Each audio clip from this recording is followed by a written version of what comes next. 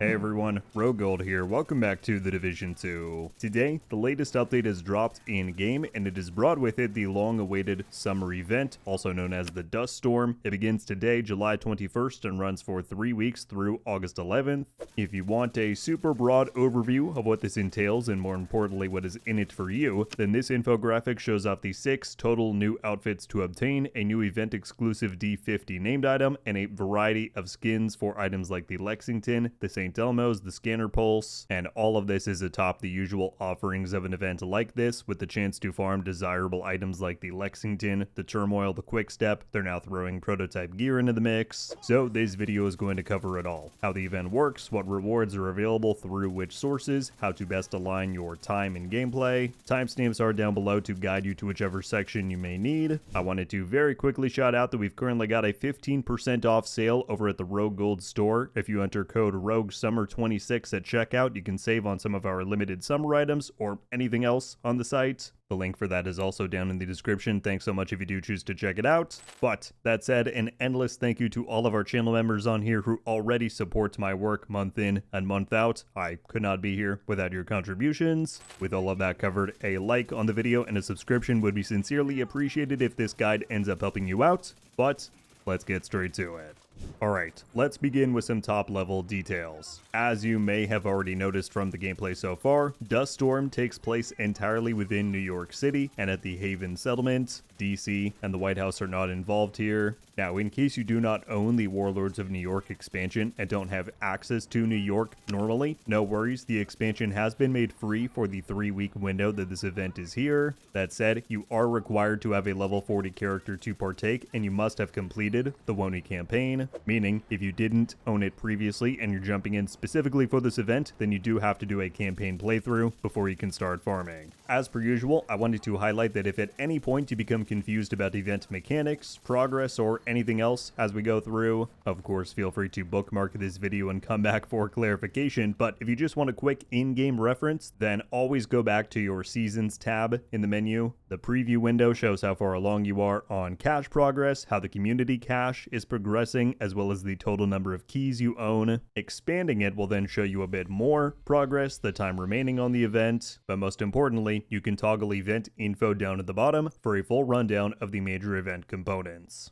Alright, next up, let's talk the gameplay loop. Usually, I like to start with the rewards so that you know what you're grinding for and you can target what kinds of rewards you want to go for first. But in this case, Dust Storm transforms the open world much more drastically than we've seen from past similar events. Basically, as soon as you step outside, things are happening and the clock is ticking, so I want to arm you with as much information as I can. There are 2 different world states and weather patterns to be aware of when exploring, those being the Calm Dust Storm and the Raging Dust Storm. When you first head out into the world, you will be within a calm dust storm. This is the default event setting. It has moderate conditions and visibility restrictions. It will last anywhere from 16 to 18 minutes, and it is worth noting that this allegedly cannot be cheesed. If you log out and back in, or you go to DC and then travel back to New York, the timer will restart. So, what does a calm storm mean in terms of gameplay and enemies? During a calm storm, unique event kill squads known as the Dust Devils will spawn in every 6 minutes. These guys are one of your main sources of event keys, as well as a way to progress towards an event boss spawn. We'll cover both of those shortly, but it means that they are vital to take out. But that said, again, during the calm storm, you are limited to a 6-minute spawn timer. This means that calm storms are the ideal time to seek out storm beacons, which we will also cover momentarily, but those will let you override the cooldown timer. But overall, during this time you're just playing, waiting your 16 minutes, killing Dust Devils as they spawn in. One suggestion I can offer is to keep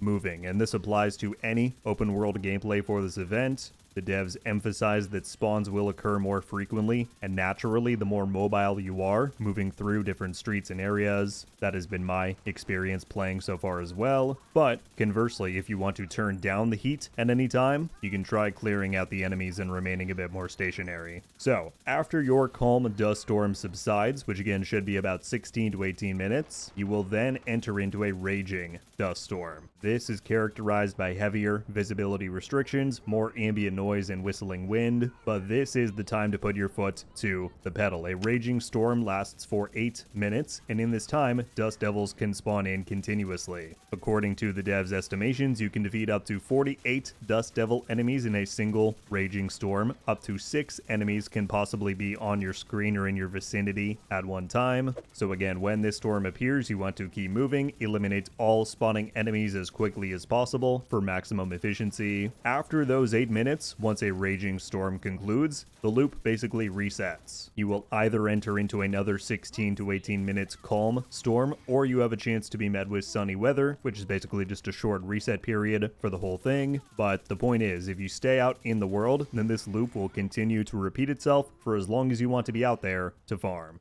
Now, before we move on to a few more details and mechanics, I did want to touch on Dust Devil modifiers, as well as loadout recommendations. As you fight these new event enemy units, you may notice a variety of unknown icons above their head. Those relate to these inherent modifiers that they have applied to them. The basic gist is that this event wants you to get right up in their face. When you're within 10 meters of a given enemy, you will be dealing 50% more damage to them, and they will be dealing 20% less damage. So, in light of that, as always, there are a variety of builds that you could run to be effective here. One easy one, though, would be a backfire loadout incorporating protection from elites. This is the one you've been seeing in this video. It is hitting 70% PFE thanks to my mods and survivalist. I also have 100% hazard protection to mitigate the backfire bleed and just be more resilient overall. And that's thanks in large part to the sand and stone passive modifier from this season. So, of course, that is far from the only loadout to run, whether you're talking in the realm of backfire builds or something else entirely, but it's just one example that's worked well for me.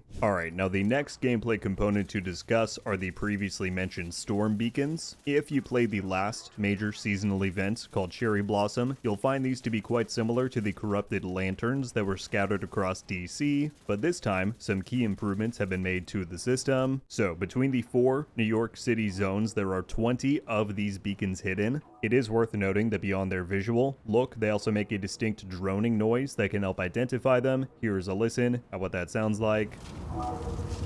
So what happens when you interact with a storm beacon? Well, for one, you receive a drop from the event gear cache pool. We'll cover what is in that pool in the rewards section, but this is good stuff, rare items, exotics, etc. But additionally, interacting with the beacon will spawn in a Dust Devil squad, and this can override the 6-minute cooldown timer that you have during a calm storm. This is why I mentioned that these can be most valuable to claim during a calm storm, given that Raging Storm has enemies spawning left and right anyway. Now, one huge improvement that has been made compared to the Cherry Blossom event is that any claimed beacons reset every day of the event, meaning when you log on each new day, all 20 of these will be waiting for you to interact with again. One of my very next videos that I will be working on will be a guide to where all 20 beacons are located, as well as my suggested route to claiming them all, because alongside the daily key boost, which we'll be touching on shortly, logging in for 30 minutes per day, running the gauntlet to claim all 20 of these beacons and going through one full storm cycle, that may very well end up being a more efficient and better way to complete the entire event over grinding several hours each day.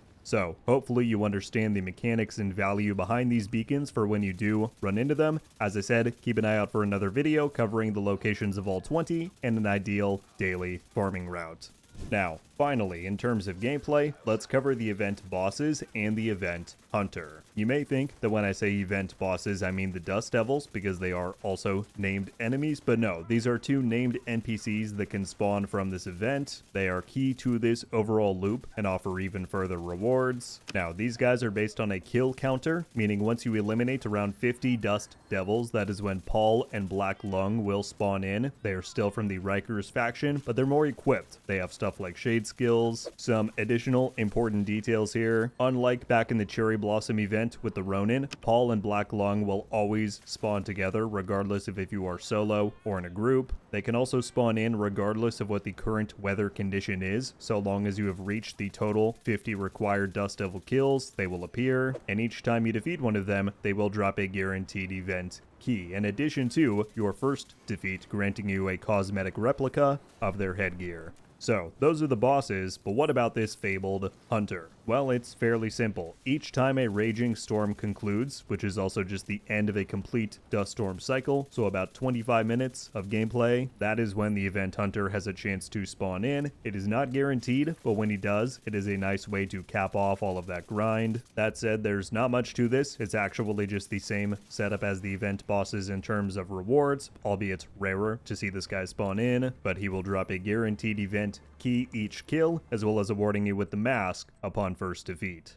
So, now that we've covered everything with gameplay and event mechanics, let's now shift over to the other big half of this whole equation, which is what to do with all of these keys you'll be racking up. Firstly, there are 3 methods of earning keys from the Dust Storm event, and those are defeating Dust Devil squads, defeating the Dust Devil bosses, and defeating the Scoured Hunter. 2 of those sources should trigger each time, right? That being the event bosses and the hunter. But when it comes to the Dust Devil drops, which is of course the most frequent source, the system has been changed here from an RNG drop chance like in past events to now a deterministic one. This lays out the number of required Dust Devil squad member kills before a key will drop. As you can see, it varies a bit by difficulty. So if you want to up the challenge to heroic, it will require you to eliminate 2.5 squads basically, whereas on the other end with normal and hard, that will take 1 full extra squad's worth of enemies. Now, one really nice change they've made this time around, as listed there at the bottom, there is a daily boost for keys. After logging in each day, your first 150 keys have their requirements halved, or in other words, the kills that you get count for twice as much, meaning on heroic, every 5 Dust Devil kills will score you a key, on normal it will be every 7, and it's because of this boost that I mentioned that planning a half-hour play session each day, running to claim all 20 beacons and going through 1 full storm cycle may be one of the most effective ways to grind this event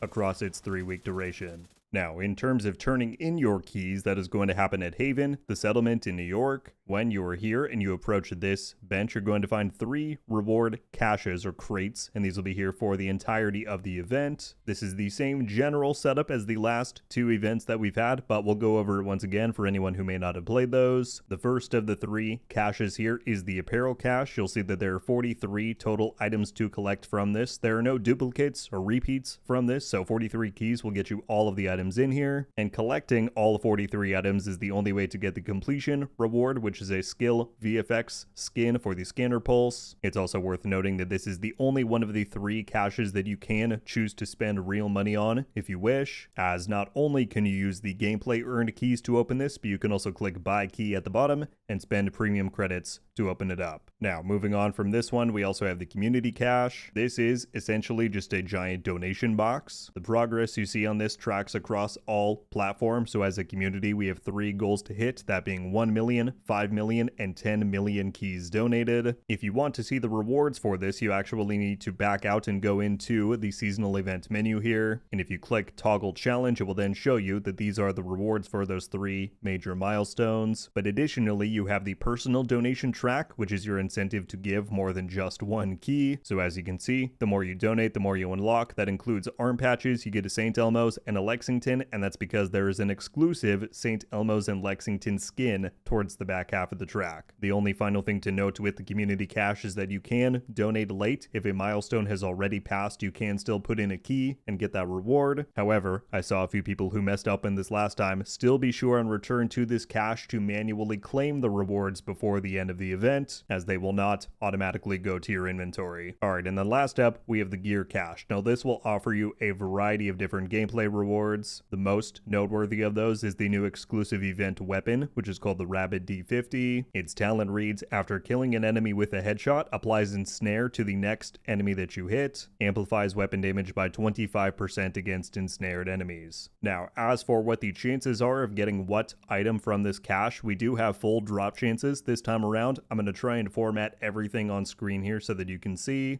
But for every key that you spend on a gear cache, you have a 1% chance to get a prototype Rabid D50, a 0.5% chance to get a prototype gear set or seasonal named weapon that includes items like the Harvest or the Quick Step. You have a 10% chance to get a standard Rabid D50, a 20% chance to get special named items. This includes highlights like the Lexington and the Turmoil, a 10% chance to get a seasonal named item, a 15% chance for an exotic item, and then a 16.5% 5% chance for a gear or skill mod. Alright, now our last main thing to cover. As always, I like to highlight the limited time offerings this event has brought to try and save you from writing a "how can I get this" comment weeks later once it's gone. So firstly, if you didn't notice already, there is a login reward running for the entirety of this event, meaning even if you do not take part in the event, this mask and headgear piece will be granted to you just for signing on. It can be found and claimed from the deliveries tab of your stash. There is a new round of Twitch drops happening. Now these are only running for the first week of the event through Tuesday, July 28th. Now, unfortunately, by the time you're watching this video, I've already wrapped up my launch day stream. I will be back live on Thursday. However, if you wish to watch and claim there, twitch.tv/rogue_gold. That said, anyone in the Division 2 directory with drops enabled can score you progress. And finally, just keep an eye on the bundles tab of the store as the event goes on. Usually they'll rotate a few things through here throughout the event's duration. Currently the Black Lung outfit is available, but typically these event tied cosmetics do not seem to rotate back through, so just keep that in mind. Well, there you have it, everybody. That is your complete rundown of the Division 2's new Dust Storm summer event. I hope you enjoyed, but more importantly, I sincerely hope that this guide was useful and informative. I will be eagerly curious to see the community's reactions on this on paper. I feel as though this addresses many of the major criticisms of the previous Cherry Blossom event. Stuff like deterministic rewards, more consistent action, daily key boosts, and refreshing beacons. So, I'm excited to jump in, but as always, let me know all of your thoughts down below. That's gonna do it for me on this one, though. Thank you all so much for coming by and watching, and until I see you next, RogueGold. Ow. Oh! We just got a Ravenous! I might not be friendly. Let's go. Coming to the Division 2. Let's go! And